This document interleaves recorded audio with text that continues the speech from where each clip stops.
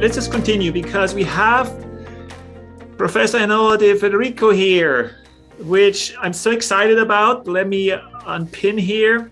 So here we go. Here she is with a beautiful blue background and a yellow shirt dress. So thank you so much for being here. What do I say? Like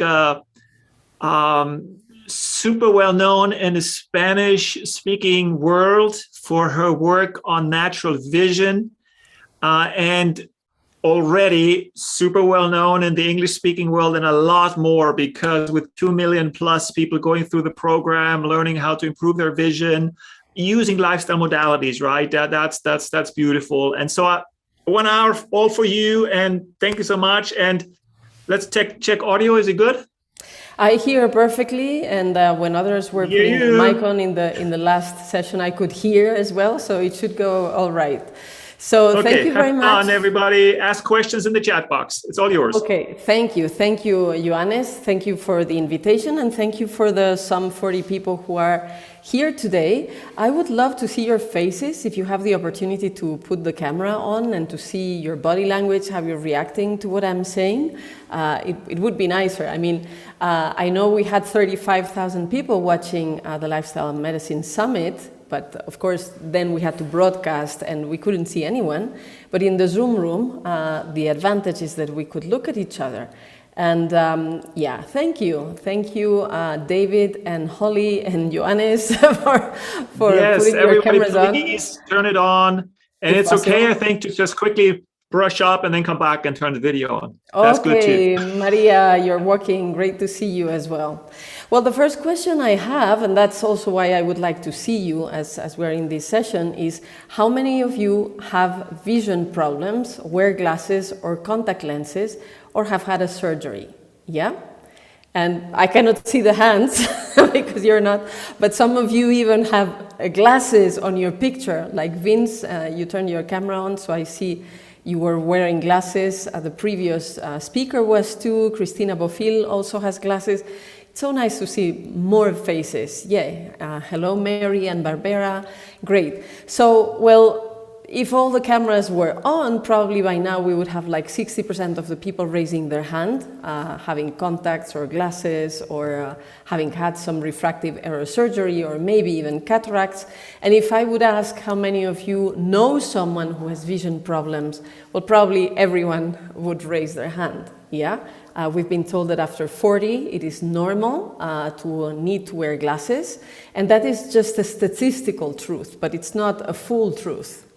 Am I making sense? Statistically, most people need glasses after 40, but 20 years ago, it was after 50, and 20 years ago, there were whole countries where reading glasses were very rarely needed, like in China, and there's emotional and social and lifestyle components to this. So we haven't been taught that we can take care of our eyes and our eyesight as we can take care of our teeth and keep good eyesight and good vision for life.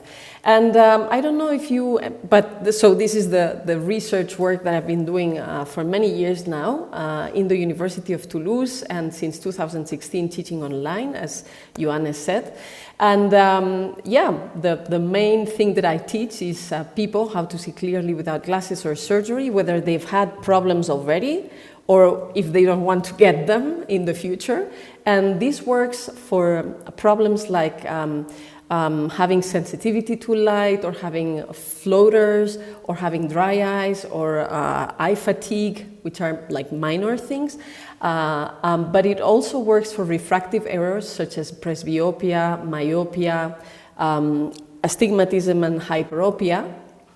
And it also helps a lot when you already went beyond those problems and have developed more I'm translating from Spanish, excuse me for my English, like degeneration or degenerative problems like cataracts, glaucoma, macular degenerations and such things. So in all those cases, and whether you have had surgery or not, you can improve your vision, you can improve your eyesight naturally with exercises and good habits that you can incorporate to your life. So this would be a branch of the lifestyle health and medicine.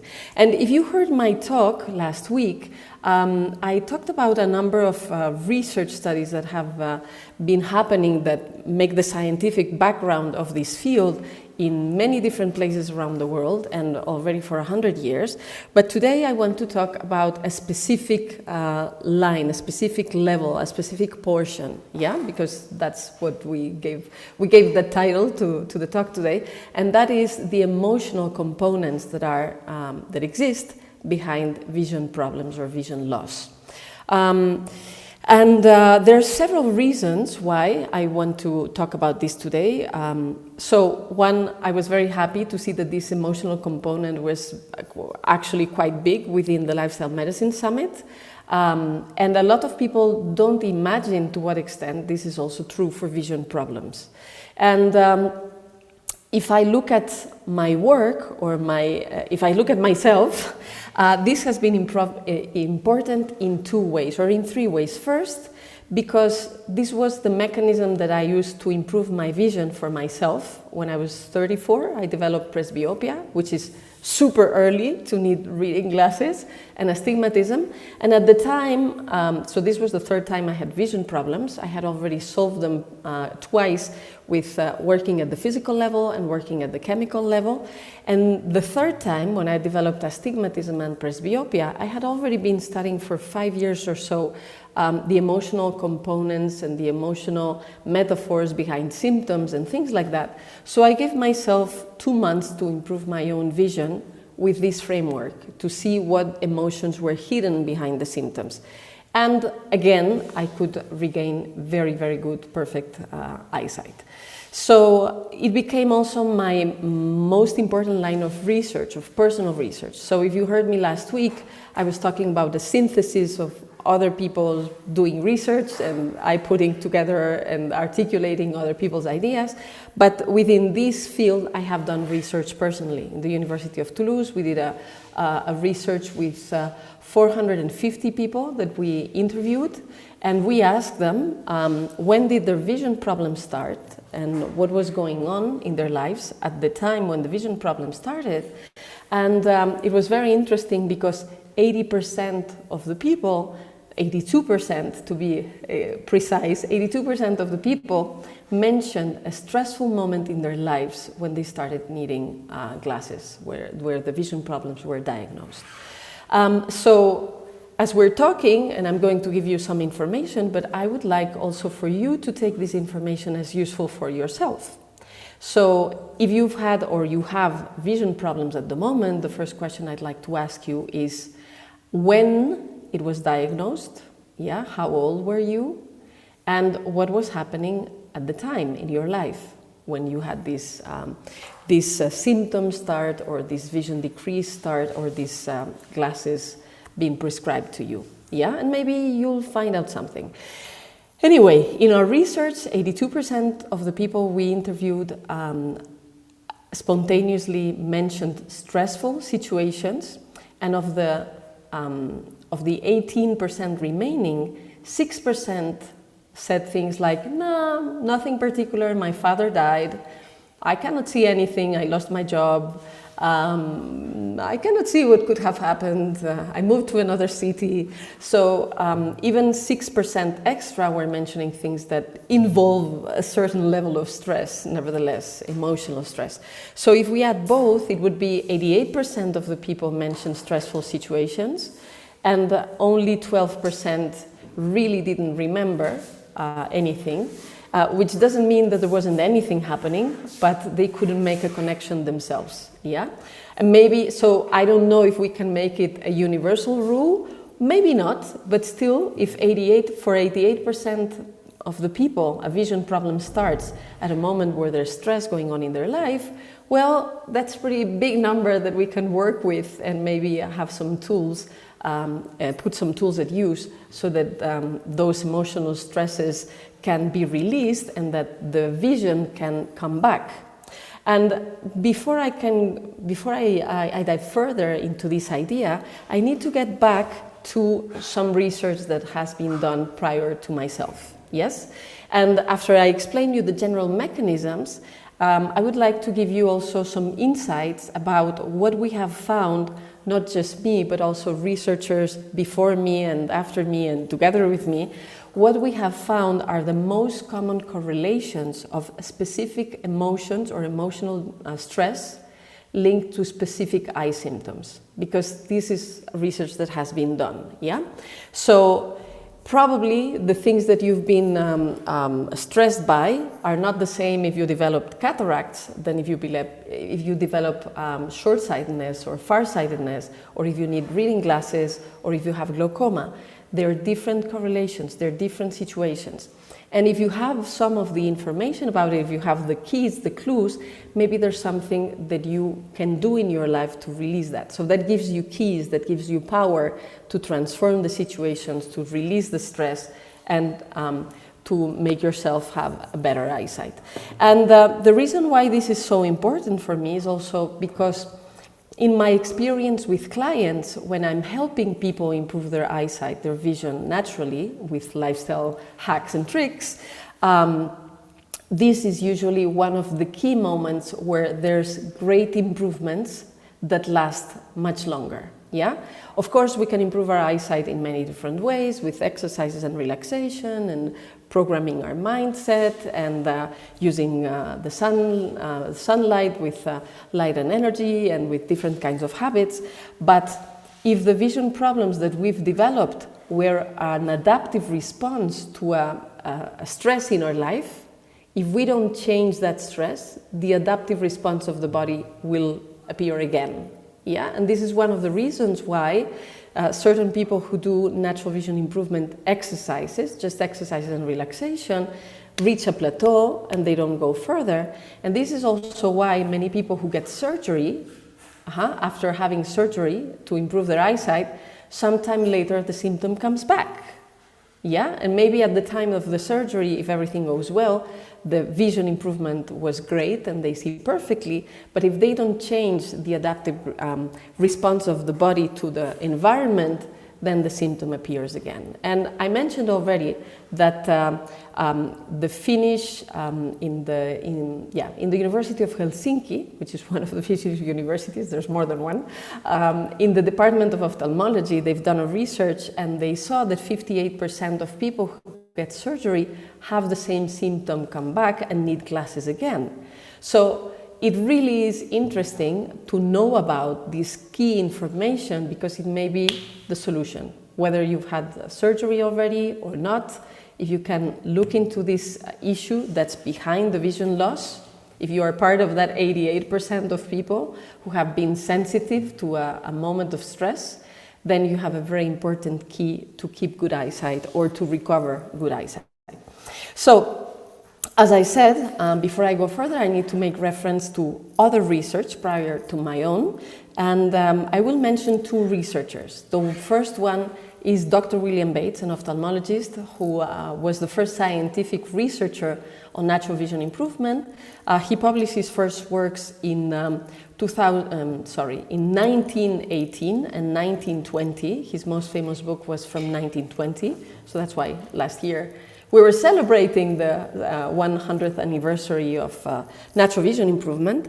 And the other one is Charles Kelley. Charles Kelley was a psychologist who did his PhD and published his PhD in 1958, so a few decades afterwards.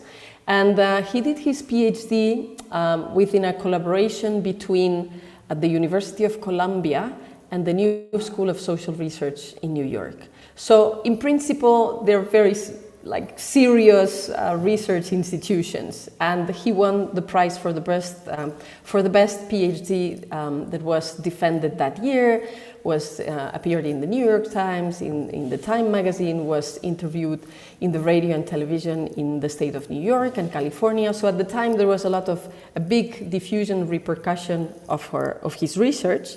However, and this is a bit sad, it didn't have an impact on the way ophthalmologists and optometrists treat vision.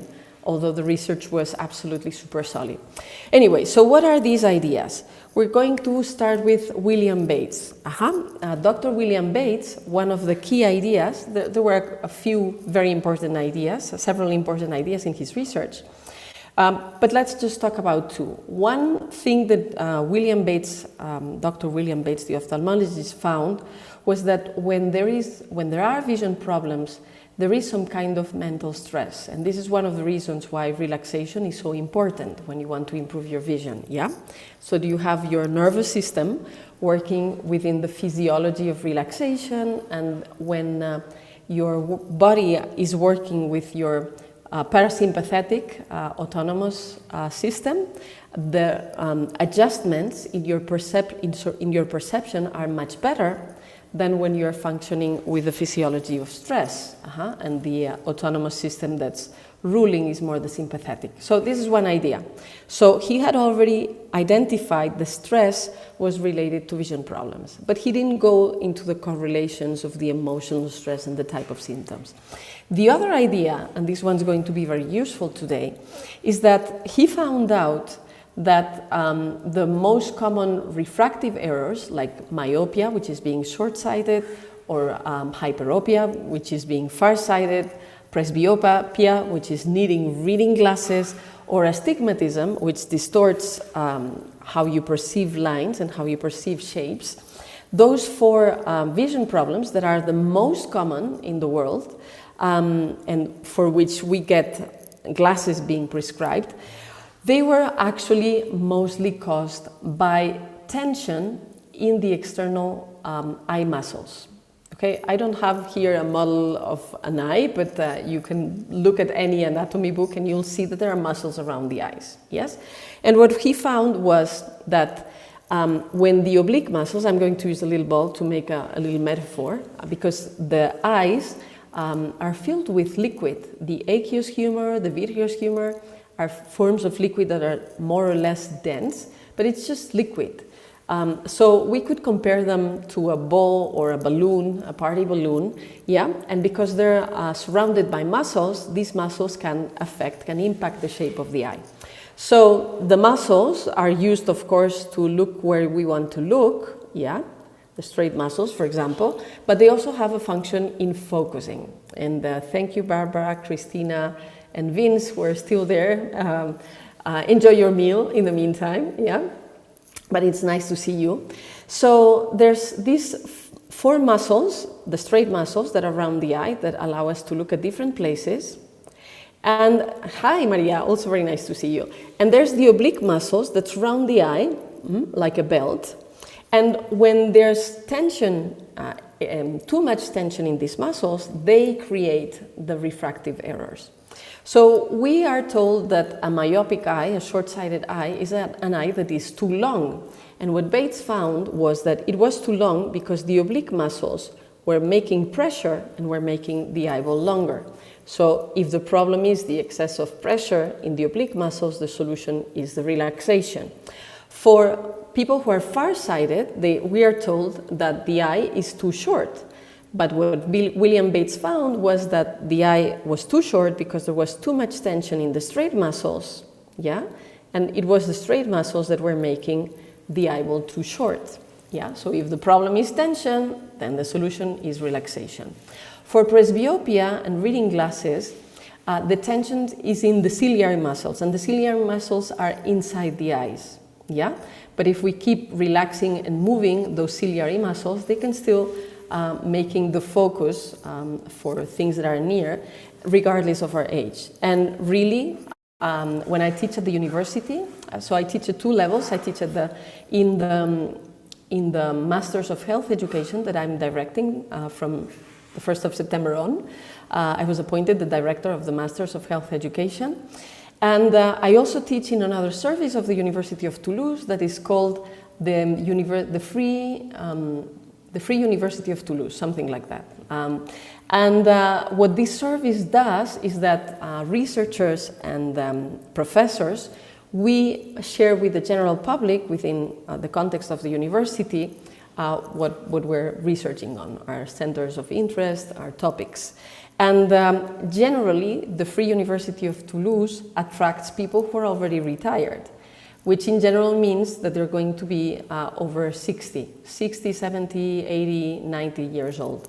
And I have seen so many of the people who come to the Free University of Toulouse improve the reading vision. So I know, not just by theoretical research, but really the applied practice that I do with this kind of students, that at any age you can also recover your reading vision. Yeah. So behind presbyopia, there's tension in the ciliary muscles, and behind astigmatism, there's irregular tensions in the straight muscles.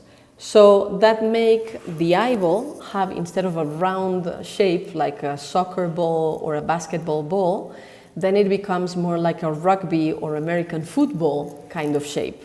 And when the cornea and the eyeball develop this distorted shape, then we see lines distorted as well. Am I making sense up to now? What I say, does it make sense? So far so good? Great, okay, thank you. So William Bates found that behind the most common refractive errors and vision problems, there is just tension in certain muscle groups. And if you relax and move those muscle groups, well, the eyes can regain their focusing abilities again. Yeah? Of course, to be able to do this, it's better to spend as much time as possible without glasses, and there's some good habits that you can have around it, and a lot of them I already mentioned in the previous talk, so I'm not going to go into that direction right now. Now, let's talk now about the second researcher. So we have William Bates that tells us that we have most of our vision problems because we have too much tension in certain muscle groups. Yeah? And then we have Charles Kelley, the other one that I mentioned, the psychologist. So he had improved his vision in his young age precisely with the Bates method. He had been very short-sighted, myopic, and he had recovered a normal vision using William Bates methods. And he was a student in psychology. So at the same time, he was also learning about many theories in the psychology of the time. And he was exposed to the theories of Wilhelm Reich. Have you heard about Wilhelm Reich? Those who are interested in psychology may have. Okay. So Wilhelm Reich was a heterodox psychoanalyst. He had been a disciple of Sigmund Freud, but he had been more and more interested by the body and what we have called afterwards bioenergetics, and how energy circulates in the body depending on what kind of emotional stress we have. And one of the things that he discovered, among others, but this is the one that's interesting here, is that when you feel emotions, if you're in a situation and you feel emotions and you cannot express them, whatever they are, those emotions that are not expressed, that are not integrated, that are not fully felt, they become muscle tension in your body. Yeah? And we can see also, I'm just going to mention 4 or 5 of the most fundamental emotions. So we have love and happiness, we have fear, we have anger, and we have sadness. Yeah? And if you notice, depending on where you've been born and how you've been brought up and how was your family, and etc., but sometimes we are encouraged not to express our emotions, like not to cry, not to laugh too hard, etc., not to be sad, not to be afraid, and all these emotions are repressed and suppressed, and or it depends again depending on the families, on the context, etc. But we don't yet live in a society in general where it's encouraged to be aware and integrate and express our emotions generally. And we could even look at some gender biases in this. Yeah, for example, women, depending again on context, but women are encouraged to inhibit when they feel angry. Yeah, and men are often encouraged to inhibit when they feel sad or when they feel afraid.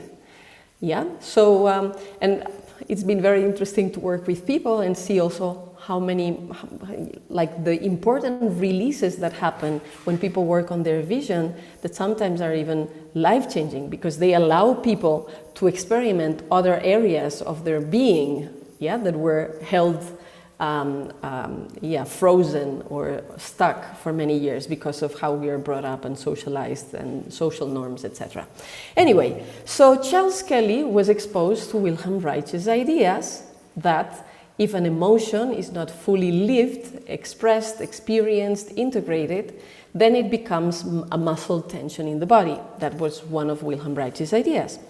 And then the genius of Charles Kelley was to put together William Bates's theory and Wilhelm Reich's theory.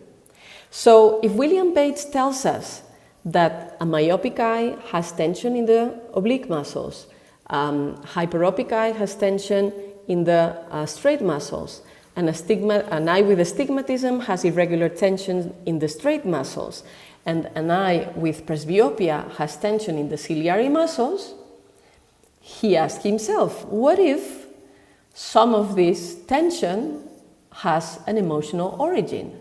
Would it be possible that behind the different eye symptoms that are caused by tension in the muscles have an emotional origin?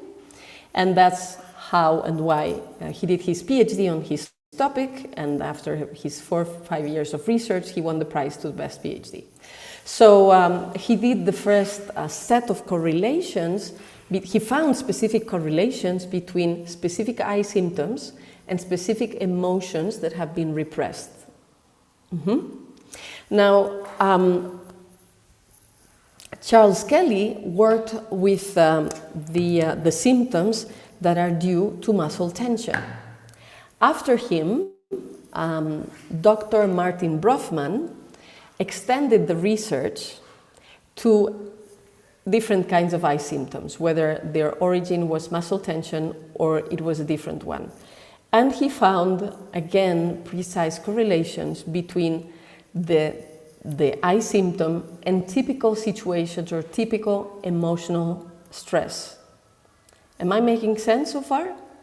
So with Charles Kelley, we found the correlations for myopia, hyperopia, presbyopia, and astigmatism. And with Dr. Martin Brofman, that correlation was extended to other kinds of symptoms. And when I have done my research, I have also confirmed those hypotheses and refined them. So far so good? Yeah? Great. So now, if you would like, my intention was to share with you, with the time we have left, a number of those correlations. Because if you have come here today with certain of those symptoms, then it would be interesting for you probably to have a hint of what may be the most likely emotion that has been inhibited or a situation that may be behind the vision loss. So I would like to ask you, you can do this in the chat, because I see a few of you have put the camera on, but most of you are kind of shy. I would like to know what symptoms we have in the room so that I can talk about the symptoms that you probably want to get rid of. I'm assuming that a lot of people may have myopia, hyperopia, presbyopia, or astigmatism, so I will talk about those. But if you have other vision problems, I don't know, cataracts, glaucoma, macular degeneration, dry eye, floaters, or any other thing, you can type it in the chat, then I make sure that I talk about those, okay? Okay, and while I give you a couple minutes to write, I'm going to drink some water. Okay, astigmatism, presbyopia, tired vision, myopia and astigmatism. You quit reading glasses. Kudos for you. Congratulations, Maria. Floaters. Okay, okay, you can keep writing as I start talking about some of those, and I'll do my best to cover them all. So let's start with myopia, which is one of the most common symptoms. And we're going to use a metaphor here. So we said myopia happens when the oblique muscles are too tight and the eyeball is elongated, it's too long. But in terms of vision experience, and this is useful because this is how the body is adapting to the environment, I am going to use a metaphor like this is my personal space, yeah? The space that I can cover with my arms. So a person that experiences myopia, who is short-sighted, nearsighted, can see things near, but cannot see well things far away, yeah? So if we talk in terms of energy, what is this person doing?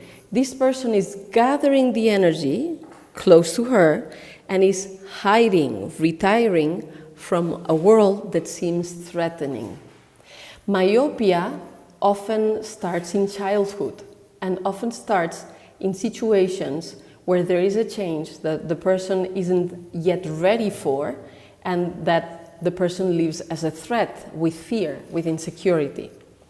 Very typical situations for the beginning of myopia are change situations such as, and this is a surprise, maybe a surprise, but it's a common one, when a baby brother or baby sister is born and we are not the center of attention of our parents anymore. That's a moment where myopia starts. Another one is when we start going to school. There are other reasons why school develops myopia, because we have to spend a lot of time during doing work that is near, yeah, but also the change itself, or of having to go to school with unknown people, different rules than at home, and sometimes we're told what we should be paying attention at, even if it's boring, and if we don't, somebody's punishing us, or there may be bullying or things like that. So school is a historical generator of myopia, of nearsightedness and short-sightedness. But other things also, such as somebody dies in the family, a grandparent, or the parents are arguing a lot, or they divorce, or there is moving locations. We go to live to another city, or to another apartment, or to another country. Other moments where myopia often starts is with any school cycle change, like from primary to secondary, or from secondary to university, or when we stop university and we have to do our first job. So changes in cycles like this are also a moment where myopia starts very frequently. And during the teenage years, when our hormones start changing our bodies and we have to start handling the politics of attraction, right? Does she like me, or he likes me, or I don't like him? And all of this, for some people, generates stress and insecurity. So this is also a moment where myopia can start. And another one that can happen in later stages in life, but that there's a strong correlation there too, is with women in their pregnancies. And we can also understand it. It's a big change of status in life, not to have kids, to have a kid, or to have the kid number N. It can be stressful, yeah?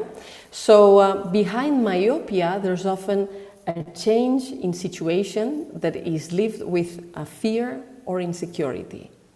So the mantra to release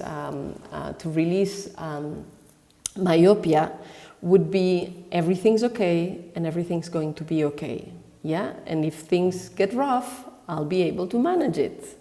So to release myopia, it's important to develop trust in ourselves and trust in life, to develop a sense of security, that we are safe, yeah?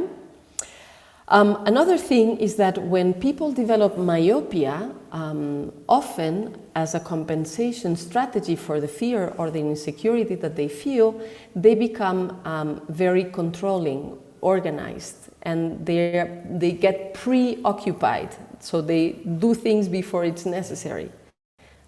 They're looking at the future as a threatening future, and they are imagining 1,000 possibilities of things going wrong and having a solution for each of them.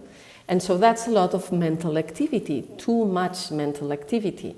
So another key that's important to leave myopia behind is to focus on the present. When we are present in the present is a present.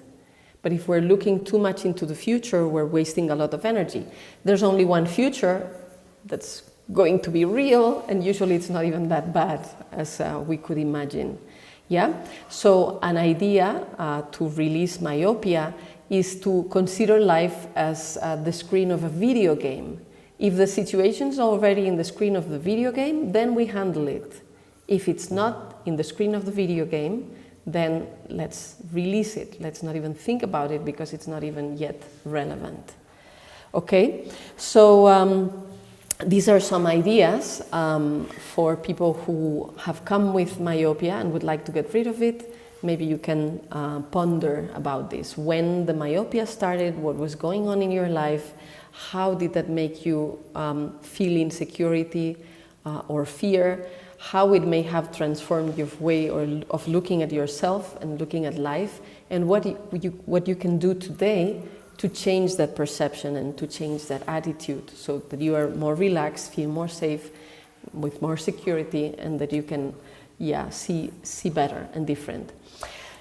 Let's talk now a bit about hyperopia. With hyperopia, so with myopia, the oblique muscles are tense and the eyeball is too long, and with hyperopia, the straight muscles are tense and the eye is too short, and people with hyperopia don't see well what's near, and they see better what's far away, even though their vision is not very good at any distance, really. So with hyperopia, the emotion behind hyperopia is also fear, but the adaptive response is different than with myopia. With myopia, the person hides. One of the reactions to fear is to freeze and hide. That would be more the myopic kind of adaptive response. With hyperopia, the adaptive response is to run, to flee, to escape, to run away from the dangerous situation. So people develop hyperopia when at some point in time they didn't feel safe in their environment, their emotional environment, but the adaptive response was to run away, to go elsewhere, not to engage. So sometimes with people with hyperopia, they've had that tendency afterwards in the way they handle things. So they may change from one job to another, or from one relationship to another, or they don't stay in the same place very long, or they don't allow themselves to be present. So for hyperopia, it's also important to insist on the idea that you are safe where you are, and you have the right to stay. And maybe the running away was the smartest decision at the time for what was going on then, but now we're probably many years later, and things have changed, and we're adults, and we can make ourselves at home in the places we want to be, and we can be safe there.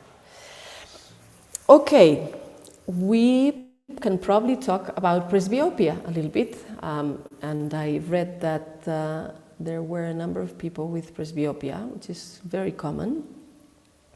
So with presbyopia, and if you prefer, you can write to me privately. If you don't want everyone else to read the symptoms or when they appeared or something like that, you can write in the chat privately, and I'll take the information in a way that's useful for the class, but without revealing your identity or saying anything private. So what happens with presbyopia? When we need reading glasses, we have the syndrome of the arms being too short. If we want to read something, we see it clear when we put it far away, So now we see well what is far away, but we don't see well what is near. So in terms of energy, what is happening? So we're giving away our energy to other people, but we're not keeping our energy for ourselves. We are told that presbyopia starts when people go beyond their 40s, yes? And again, 20 years ago, it was when people reached their 50s and beyond. So in 20 years, we have lost 10 years of vision quality of vision. And the interesting thing I mentioned earlier, 20 years ago in China, there was barely any presbyopia at all. And what was different in China and in Western industrialized societies for older people? or people after their 40s or their 50s? Well, in China and in Confucianist countries where they have this Confucianist philosophy, older people are considered wise and they're always given the best place to sit. They're listened to, they're revered, yes? So the older people still feel important because they're regarded as important. Whereas in industrialized Western societies, well, technology goes faster and faster, and in many countries after a certain age you have to retire, and then if you want to buy a house maybe you don't get a loan anymore because of your age, and then you look at yourself and you look at your life and you already had kids, or you already didn't have them, you already got married or not, or you already divorced or not, but it looks like the most important things in life are behind. And then technology goes so fast that the little kids know how to use the most complex telephones and devices, but we're like, oh my God, how does this work? So there is a different experience of being older, or there was a different experience of being older in China as there was in the countries where presbyopia starts after 40 or after 50. Yeah? So what we have found is that if people look at you or if you feel that you're not the star of your own film anymore, yeah, and everything in your life that's important is already behind, and you look at the past either with nostalgia or with anger or with guilt, but it seems that everything that was important already happened, if you don't feel the star of the film anymore, then you start giving your energy to those who are the current stars. Yeah, so people who develop presbyopia often put their focus on their children, their grandchildren, their partners, their parents, or the kids in Africa, but they're giving their energy to others and they're not keeping enough energy for themselves. Yeah, so with presbyopia, if you want to release it, besides other habits that you can do, playing with balls and looking at the fire and things like that, that are more physical level kinds of things, emotionally, in this level, what you can do are two things. Well, first, you need to make your life exciting. With myopia, the look is in the future, a future that causes fear. With presbyopia, usually the look is in the past, the glorious past, or the past that we look, yeah, with nostalgia, anger, or guilt.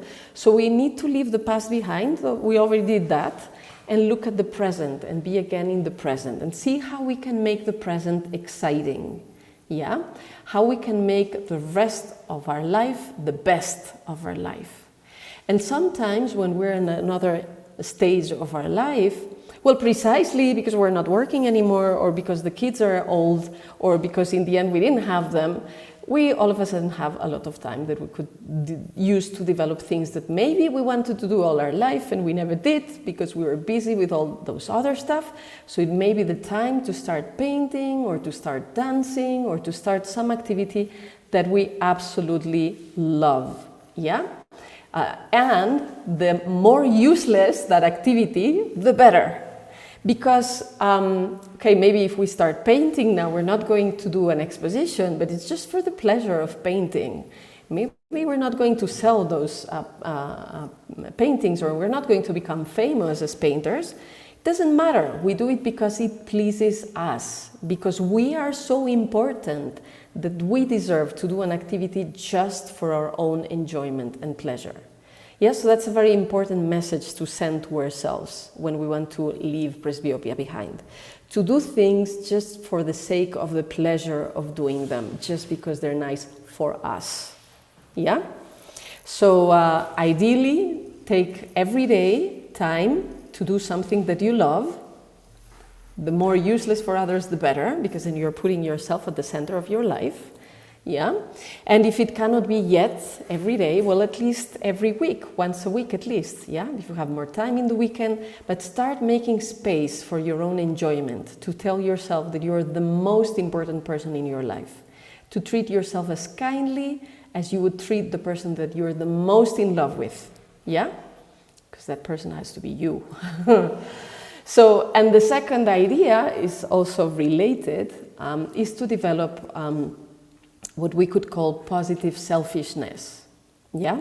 And in Spanish we have an expression to say this, maybe it won't translate as well in English, but I'll try. And this is the idea of priorities in life. So first of all, me. Afterwards, me. Then, me. And if there's something left, it's for me.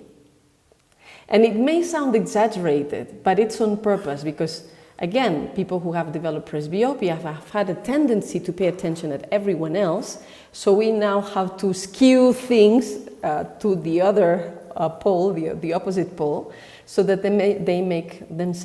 we make ourselves the center of the universe.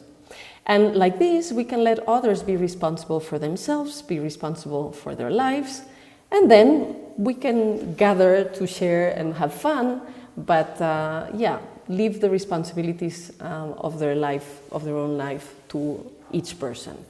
And I'm seeing very few faces, so it's difficult to know by the facial expressions how the messages are being received, just with 3-4 people.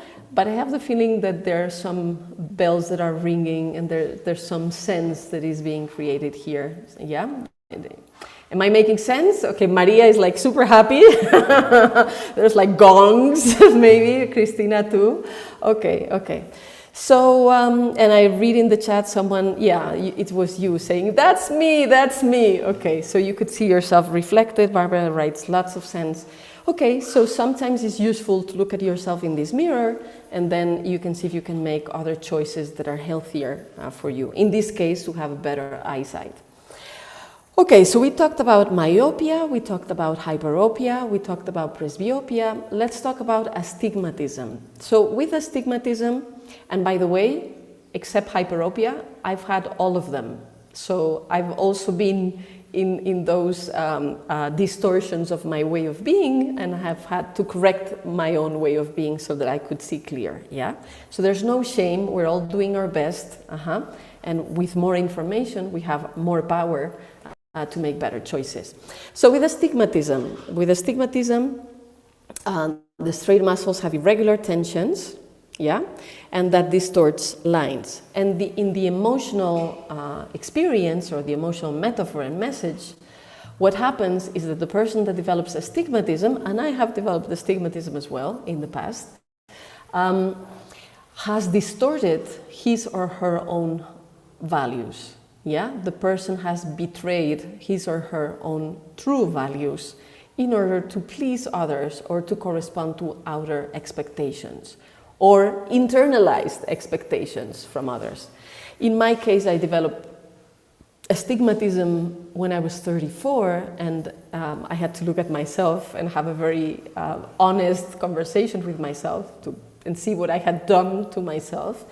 And then it was the time I had to recognize that becoming a university professor was my father's dream, and I was acting as the good daughter that's fulfilling the father's projects. And it was the time where I needed to tweak some ingredients so that it would not only please my father, but that it would please me, that it would make sense for me, that my soul would be happy with it, yeah? And fortunately I did, so I regained clear vision. So astigmatism appears in a moment of our lives where we choose to correspond to other people's expectations, to gain approval, to please them, but we leave behind the things that were really important for us. Yeah? So if you have astigmatism, you could look at the time when it appeared, what choice you made, and how you betrayed yourself. And you can still make another choice so that you have, you incorporate that option that you love so much again in your life. An example that we can show with astigmatism is, let's say, well, now we're in November, so we're approaching the end of the year, and in many countries and traditions, there's a time for lots of celebrations and gifts and presents. So let's suppose that it's a kid in Spain where Christmas is celebrated, and so the parents bring the child to a big shop with lots of things of all kinds, and they say, well, you've been extremely well behaved this year, yeah, and because you've been so well behaved, the child doesn't believe anymore in the three kings or what's his name? Santa Claus or Sinterklaas or whomever that brings the gifts, so he knows its parents. And so the parents tell him, you've been so well behaved, but that you can choose whatever present you prefer. And so the child enters the shop, and the first thing that the child sees is a red bicycle that's telling, bring me home with you. And instead of running to the bicycle and saying, I want the bicycle, the child says, well, let's keep looking because maybe there's something that's more interesting. At that moment, the child has not listened to his own heart already. He keeps looking in the shop until the child sees a current, how to say this? So an updated version of the British Encyclopedia, and he tells his parents that he wants the British Encyclopedia instead of the bike. Because by choosing the British Encyclopedia, he'll have good grades at school and he'll be a good student, and then the teachers will approve and the parents will approve and everybody will be very pleased, except him that wanted the bicycle. You get the idea? And the problem is not so much, not only choosing something than what you wanted and what was really true for you, but the problem is that we make ourselves believe that that is the truth. The child makes himself believe that he really wanted the British Encyclopedia. And then when the distortion appears, yeah? So if we have developed astigmatism, it's important to ask ourselves often, as a practice, as an exercise, yeah? In many daily situations, is this really what I want? Is this really what I feel? Is this really what I think? And to check with ourselves if that's really our own truth. And when we get back to our own truth, when we get back to what makes our heart sing, then astigmatism goes away. Yeah? Does that make sense too? Yes, so far so good? Okay, so we've talked about the four most common symptoms, and it's already in my time zone 12:50, so I guess we have a few more minutes. Let me have a look at what other symptoms have been mentioned. Okay, floaters. Okay, with floaters, we have the impression that there's like flies or bugs or worms. They're translucent. If they're black, you should go see an ophthalmologist just in case, just to make sure that there's no retinal detachment. Yeah, if you have black floaters, that's a sign that you need a checkup.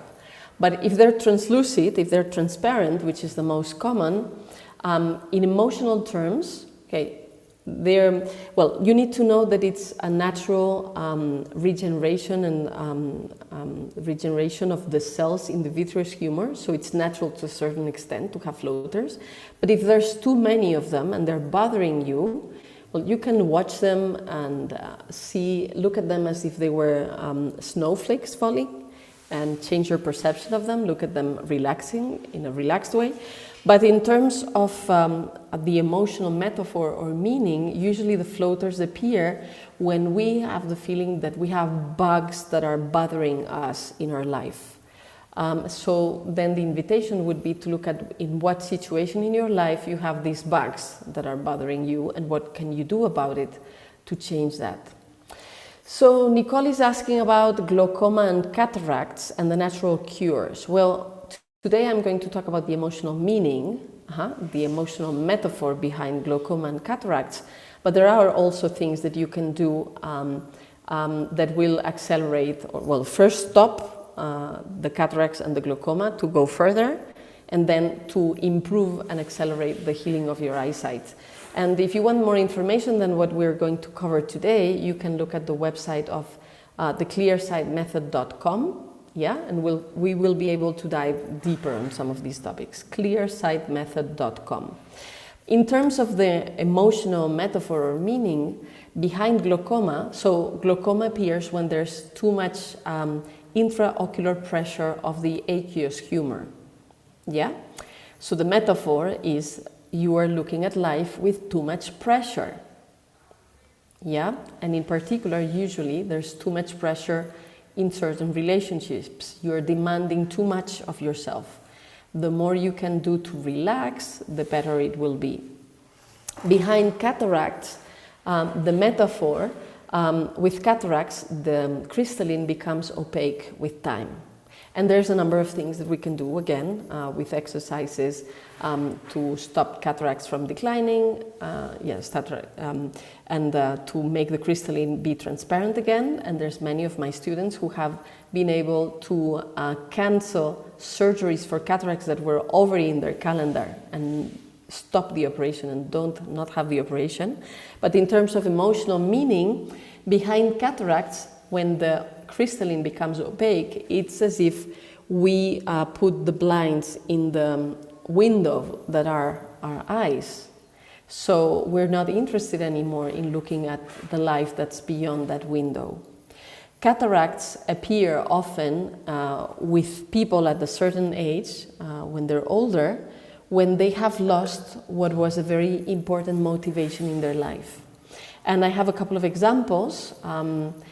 Let's say people that are very attached to their job, they love their profession, and they have a reason to get up every morning to go do what they love doing, and then if they retire, then they don't have that motivation to get up and be happy doing what they love. Some people develop cataracts when they retire. Other people, and this is a little bit more gender different, let's say, so it's a couple of examples. Yeah, the reasons for everybody's life could be a different one. I'm just giving some illustrations so you can have a look at what kind of thing, and maybe for you specifically it's something else. Yeah, but some typical situations. Certain women have the dream to see their grandchildren, and that's the joy of their eyes. And at least that's a Spanish expression. And if for whatever reason their kids don't have kids, or their kids live abroad, or they have a conflict with their kids or with the kids' spouses, so they cannot see the grandchildren for whatever reason, that may be something behind developing cataracts. Because seeing the grandchildren was a joy, an expected joy, and for some reason that doesn't happen. Another example that happens sometimes with men, at least this is a correlation that we found in Mexico. Some men, after a certain age, if they start having problems with the prostate, and then their sexual life becomes less interesting because of that, and if these men were very motivated by their sexual life, they've had a lot of joy from it, and they cannot have it anymore, that can be also a moment where cataracts appear. And I just mentioned 3 case scenarios. Again, for you specifically, it may be something different, but it's the kind of thing. You lost something that was a big joy in your life, and you need to find a reason to rejoice, to get up and see the world and be part of the world again. So, Johannes, I'm aware of the time. Do we have still a couple more minutes, or do we have to stop here? Let me know, because no, we still have some time. I think 3 minutes. Let's use it, and then Dr. Drummond is coming in. But yeah, please, 3 minutes definitely. Okay. So again, I see that there's more questions, so you can write to me. I'm going to write my email. And also the webpage, if you want more information. I try to cover like the most common things. Clearsightmethod.com, or yeah. So if you want more, you can go to those 2 places. Let's see. Some people were asking about amblyopia. And amblyopia often comes together with strabismus or squint. So, yeah, like this. So here, strabismus, let's start with strabismus. That's often, again, related with amblyopia. Strabismus and amblyopia often appear in childhood, and they are often related with the relationships we have with our parents and the dynamics between our parents. Yeah. And I was born with amblyopia and astigmatism, and strabismus. So again, no shame if that was the case for you. So with strabismus, when the strabismus is convergent, when we have the eyes going inwards, the perception of the child is that mom and dad don't get along well, and it is our fault. For some reason, we are guilty of it. And I was born with that. When I knew how was my mother's pregnancy and what were the dynamics at the time, I could understand why I had this strabismus, yeah? And when the child understands that whatever's going on between the parents, it's not his or her fault, that helps a lot. And then sometimes it's about changing the perception of the way of communication or relating between the parents.